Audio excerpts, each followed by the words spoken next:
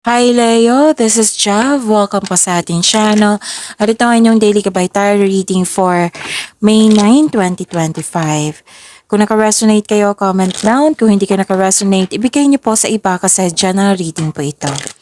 This is for you, Leo.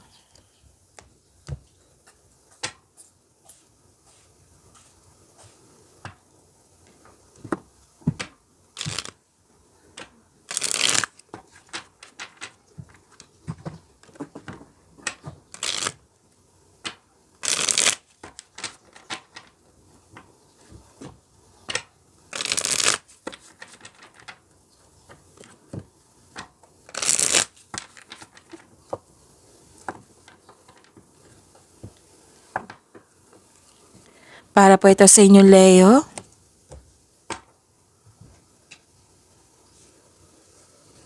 Maraming salamat po sa inyong patuloy na suporta at maraming salamat din po sa mga hindi nag-skip ng ads.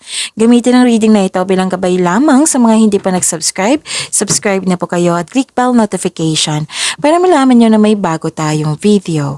Para sa mga gustong magpa-reading, comment po kayo ng personal reading.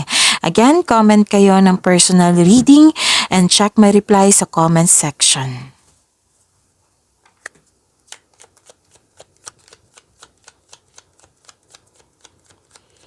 Spirits Guide, mga ganap po para kay Leo. I need 3 cards po.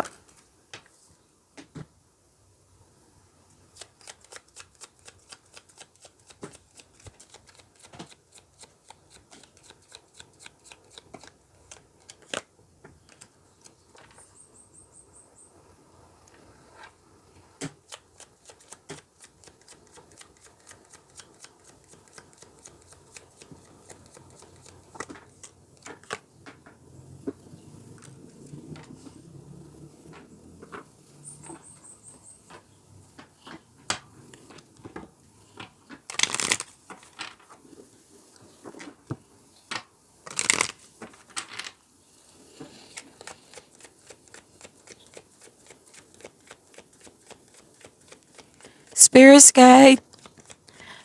Pasensya na po. Napapaos na ako. Spirits Guide, message po para kay Leo.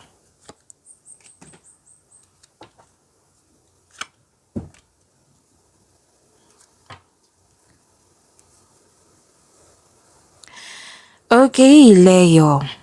Mukhang may lakad kayo ngayon. Para din bibigyan mo ng aksyon yung matagal mo ng plano. May nasikaso kayo. Pwede din may literal na nakaschedule na yung travel or may biyahe kayo ngayon. New journey, adventure, and pauwi para magbakasyon.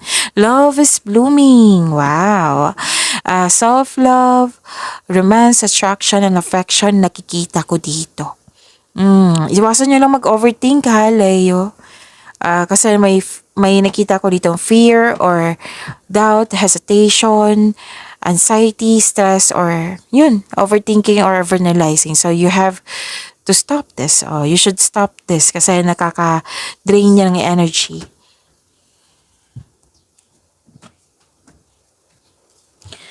So this is healing. Nagkaroon ng healing. Wow, claim niyo po itong healing na ito. Lahat ng signs gusto nito. Healing, claim po natin. Healing energy flows through you. And, may travel nga. Fellow travelers, support is all around you. So sa mga gusto nyong gawin, layunin niyo sa buhay, may support dito. May support sa inyo na para matupad or makamit mo yung layunin mo sa buhay.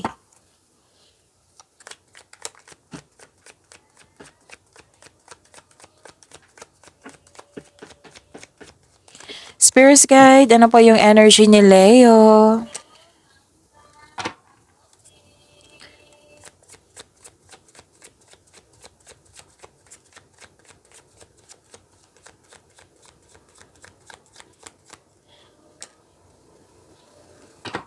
Kung may narinig kayo or may nakita kayong repeating message, meaning to say, pinupush ng course nyo yan. Kung may, let's say, For example, nanood kayo ngayon ng May 8 and May 9, 2025 na video reading nyo. So may napansin kayo na repeating message.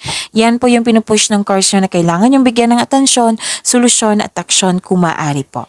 So ano yung energy ni Leo?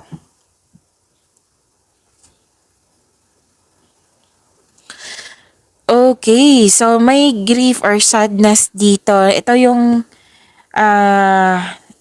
nag-cause ng overthinking, okay? So, yan, iwas talaga or sana'y ma-overcome nyo yan. Kasi may nakita ko ditong loss of connection, loss of things, or loss of opportunity. So, pwede naalala nyo to or mangyayari pa lang. Oo, so, sabi ng card dito, don't worry, after nito, may parating na new direction, Leo. So, maaring itong yun, you have to process your emotion para ma-let go mo na yan, ma-release mo na yan.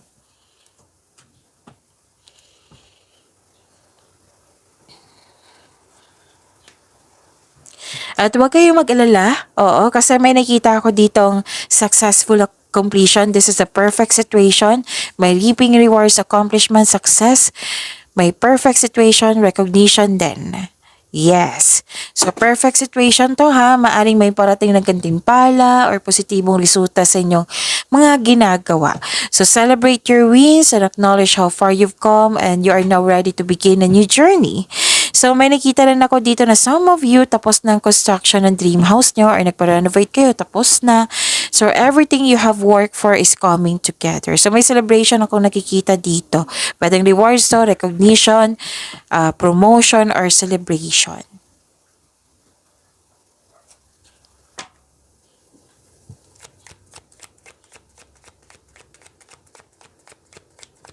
Career and money po ni Leo.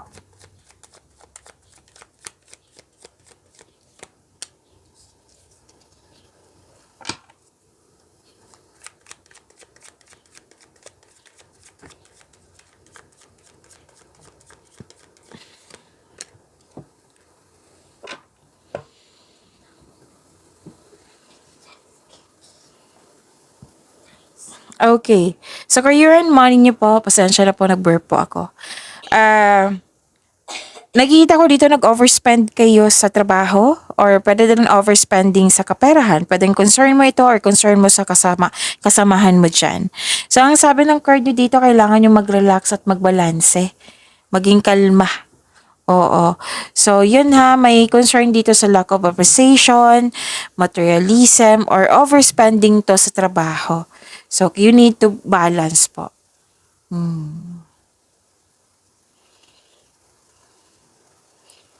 At may nakita ko ditong bagong simula.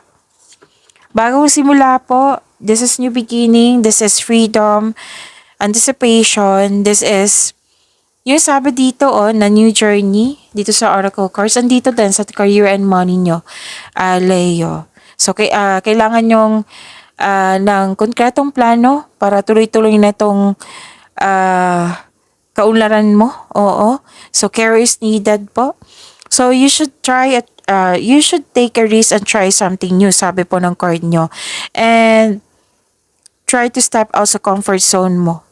Okay? Kasi may potential ako nakikita dito. Siguraduhin nyo lang na magkaroon ng konkretong plano and listen to your intuition also. Okay? So, this is new beginning. This is freedom. This is new journey also.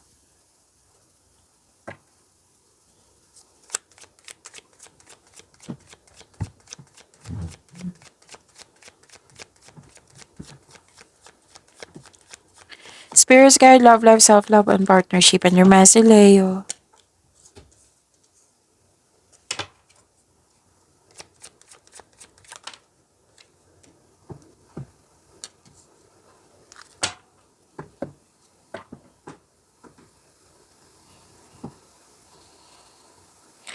Okay. May hindi nagkasundo dito. Actually, this is group eh. Nakikita ko dito hindi nagkasundo. Pero wag kayong mag-alala kasi nakikita ko naman dito na may opportunity to turn the situation around. Magiging okay din ang lahat. Basta ang requirement nung ngayon is magkaroon ng mahabang pasensya and listen to your heart to get back on track. Or pwede din hindi ka kontento sa status mo ngayon. Ah, So, huwag kayong mag-alala, magiging maayos din naman. Dalawang card na mismo nagsabi dito ha, na kailangan ng mahabang pasensya po. Okay, so different card but the same meaning po. What I meant is the same message. So, kailangan yung bigyan talaga ng atensyon. Kasi dalawang card na po sabi dito, naging impatient po daw kayo sa sitwasyon, sa isang tao ba, sa isang bagay. Oo, tapos mag-iingat talaga sa paggawa ng desisyon or plano. And the universe is trying to show you something. Baka may na-miss kang opportunity. Kaya nagkaroon ng delay, sabi po ng card. So, the wisdom message is use your time wisely. So, pagyamanin niyo po yung blessings sa binigay sa inyo, Leo. See you tomorrow. Maraming salamat.